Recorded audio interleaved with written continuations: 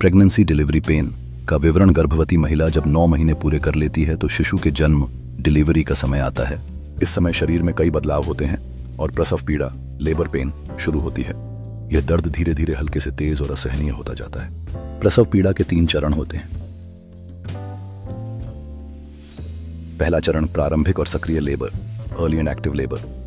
प्रारंभिक लेबर हल्के हल्के दर्द उठने लगते हैं। हर 15 से 20 मिनट में संकुचन कॉन्ट्रैक्शंस आते हैं।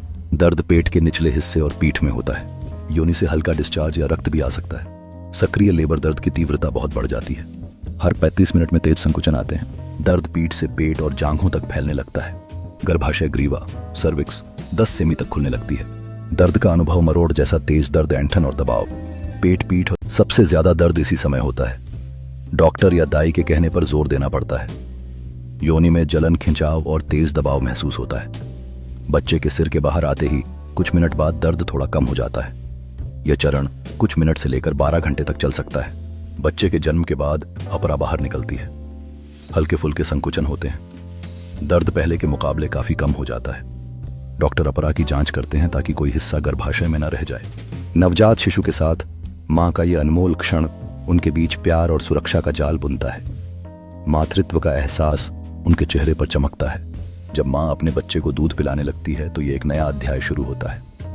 परिवार के लोग खुशियां बांटने के लिए आते हैं और इस नए सदस्य का स्वागत करते हैं। पिता की गोद में बच्चा होते ही उनके चेहरे पर संतोष और प्यार की चमक होती है। यह पारिवारिक बंधन एक नई शुरुआत का प्रतीक बन जाता है। जैसे ही मां अपने बच्चे को पालने में सुलाती है, यह एक सुरक्षात्मक माहौल का निर्माण। प्रसव के दर्द के लक्षण में पेट और पीठ में मरोड़ और तेज दर्द होता है। साथ ही बार बार पेशाब की इच्छा होती है। योनि में भारीपन महसूस होता है और पानी की थैली फटने का जोखिम होता है। हल्का या गाढ़ा डिस्चार्ज भी हो सकता है। बेचैनी और थकान भी अनुभव होती है, लेकिन गहरी सांस लेना और हल्की मालिश करने से आराम मिल सकता है। डॉक्टर की सलाह से पेन रिलीफ इंजेक्शन या एपिड्यूरल लेने का विकल्प हो सकता है और परिवार का साथ मानसिक सहयोग देता है। नॉर्मल डिलीवरी और सिजेरियन डिलीवरी में दर्द का अंतर होता है, जहां नॉर्मल डिलीवरी से अधिक सक्रिय प्रक्रिया होती है। सिजेरियन डिलीवरी में आमतौर पर सर्जिकल दर्द होता है, जबकि नॉर्मल डिलीवरी में संकुचन के दौरान अनुभव होने वाला दर्द अधिक तीव्र होता है।